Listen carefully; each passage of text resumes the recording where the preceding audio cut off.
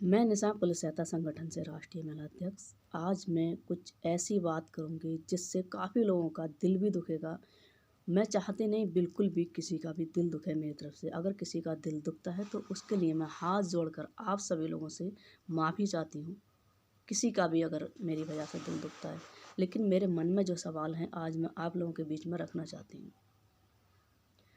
मुझे नहीं पता, ना ही मैं इतनी राजनीति जानती हूँ। बस मुझे ये पता है सबसे पहला धर्म इंसानियत का होता है, और इंसानियत का अगर धर्म निभा लिया तो शायद हमने अपने देश का भी फ़र्ज़ अदा कर दिया और अपने मज़हब और धर्म का भी फ़र्ज़ अदा कर दिया। वैसे तो किसी धर्म में नहीं लिखा है कि आप अपने देश से या किसी और धर्म से नफ़रत करें, लेकिन ये भी लिखा है हर धर्म मज़हब में, जितना आप धर्म और मज़हब से प्यार करते हैं उससे कहीं ज़्यादा अपने मुल्क, अपने देश से प्यार करना चाहिए। लेकिन कुछ लोग हैं जो उन्हें लगता है कि अगर हम इस पार्टी में हैं तो वो पूरी पार्टी हमारे लिए ठीक है, अगर वो दूसरी पार्टी में है तो वो पूरी पार्टी हमारे लिए ठीक है। लेकिन मेरा कहने का मकसद ये है और मतलब ये है, अगर आप किसी पार्टी से जुड़े हैं वो आपकी पर्सनल ज़िंदगी है, आप किसी भी पार्टी से जुड़ सकते हैं, रह सकते हैं पार्टी में।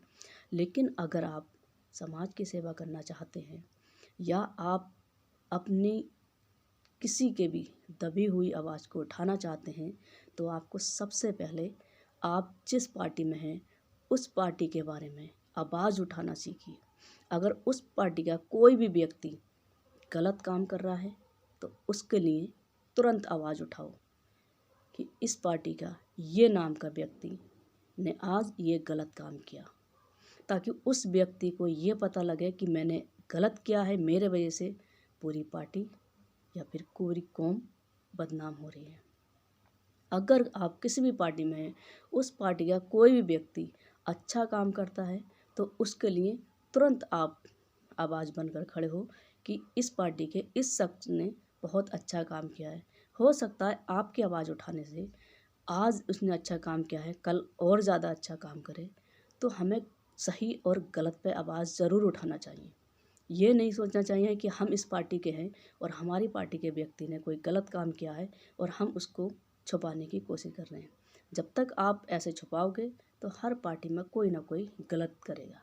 आप सही की आवाज़ बन के खड़े होगे तो हर पार्टी में कोई ना कोई ऐसा आपके लिए मसीहा बन के खड़ा होगा, ताकि उसे सिर्फ लोगों की दिल जीतने की उम्मीद हो कि मैं किस तरह से लोगों का दिल जीत पाऊँ।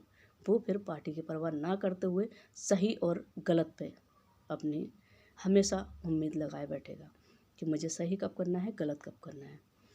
और एक बात इस वक्त जो सबसे ज़्यादा चल रही है कि हमारे देश के तिरंगे का अपमान हुआ है।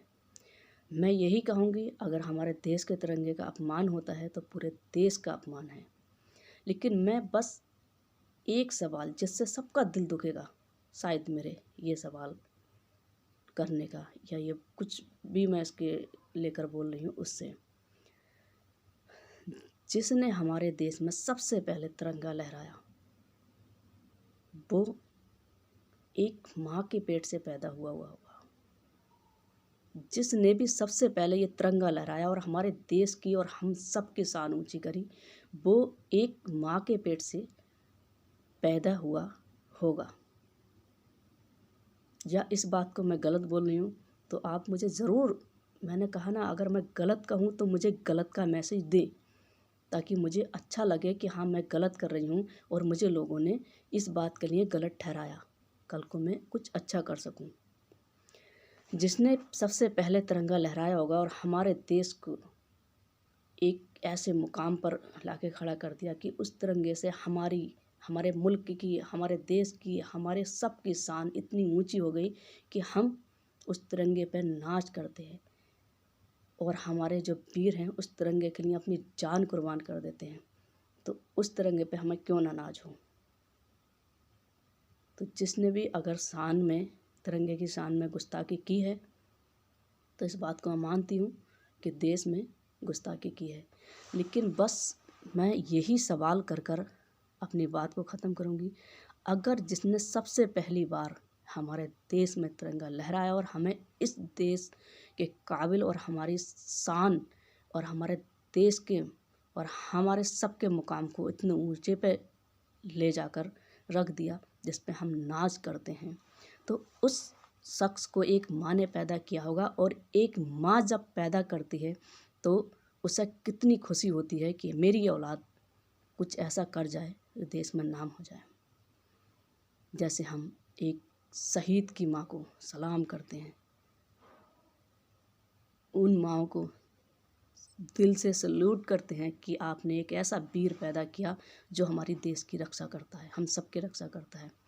लेकिन उसी देश में अगर हमारी माँ या बहन या हमारी 80-90 साल की दादियाँ या किसी की बीवियाँ या किसी की बेटियाँ या किसी की भांजियाँ, जिससे सब रिश्तों को एक औरत का नाम दिया जाता है। आज मैं वो शब्द बोलूँगी, शायद मुझे बोलते हुए घिन आएगी, आपको सुनते भी शर्म आएगी, लेकिन मैं आज बोलूँगी वो शब्द। अगर उसी देश की बेटियां बहन हर रिश्तों को जोड़कर एक औरत बनती है, उस औरत का जिस वक्त रेप होता है, और मैं बिल्कुल खुले शब्दों में आपको बताऊं, रेप होता है और उसके प्राइवेट पार्ट में जब सरियां डाली जाती हैं, उस वक्त हमारे देश की कौन सी शान होती है। उस वक्त जब दरिंदे अपना हवस का शिकार बनाने के बाद में भी हमारी देश की बेटियों को नहीं छोड़ते हैं, मौत के घाट उतार देते हैं, उस वक्त हमारे देश में रहने वालों की और देश में बोलने वालों की कितनी ज़्यादा शान में, मतलब लोग सलूट देते हैं उन्हें। उस वक्त हमारी शान कहाँ जाती है, उस वक्त हमारे देश का नाम कहाँ जाता है। जिस वक्त 4-4 दरिंदे एक बेटी पर आकर हावी होते हैं, 6-6 दरिंदे एक बेटी पर आके हावी होते हैं, 3-3 4-4 साल की बच्चियों को उठाकर ले जाके खेतों में उन्हें मौत के घाट उतार देते हैं अपनी हवस का शिकार बनाने के बाद, उस वक्त हमारी देश की शान कहाँ जाती है। जो झंडा जिसने भी पहली बार हमारे देश में फहराया था, उस माँ से पूछो, उस माँ ने उस औलाद को पैदा किया। जब उस माँ की रक्षा नहीं होती है तब हमारे देश की शान कहाँ जाती है। मैं अपने देश से, मैं ये नहीं कहूँगी कि कोई दूसरा प्यार नहीं करता, शायद करता होगा, लेकिन मैं अपने देश से दिलो जान से प्यार करती हूँ, और इस देश में रह के सबसे पहले इंसानियत से भी प्यार करती हूँ। उस वक्त हम सबकी शान कहाँ चली जाती है, जिस वक्त घर से उठाकर बेटियों को ले जाते हैं, जिस वक्त हमारी 2-2 3-3 दिन बच्चियां नहीं मिलती हैं, और जब मिलती हैं तो उस हालत में कि लोग देखकर अपने आप में शर्म करते हैं। उनके तन पे एक कपड़ा नहीं होता है, और उनके शरीर की वो हालत हुई होती है कि आप सुनना पसंद नहीं करते हैं कि हमारे देश की बच्ची के साथ में ऐसा भी कुछ हो सकता है, लेकिन उस बच्चे के साथ हुआ होता है। उस वक्त हमारे देश की शान कहाँ चली जाती है, उस वक्त हमारा देश कहाँ होता है, हमारे देश में रहने वाले लोग कहाँ होते हैं। उस वक्त कोई फैसला क्यों नहीं लिया जाता।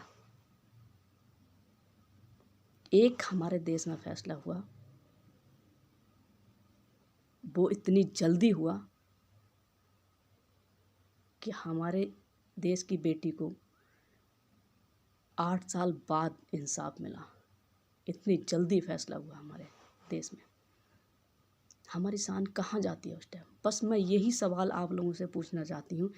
आपको किसी को भी अगर मेरी बात से कोई तकलीफ़ हुई हो, कोई दुख पहुँचा हो, उसके लिए मैं बार बार चाहती हूँ कि मैं आप लोगों से माफ़ी मांगूँ, और मांग रही हूँ।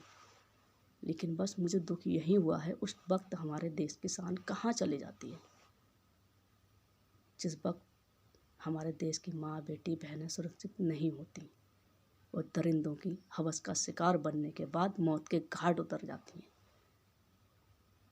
किसी को मेरी बात से दुख पहुंचा, उसके लिए माफ़ी चाहती हूँ। जय हिंद, जय भारत। जवाब ज़रूर दें मुझे, जिसको भी मेरी बात से बुरा लगे।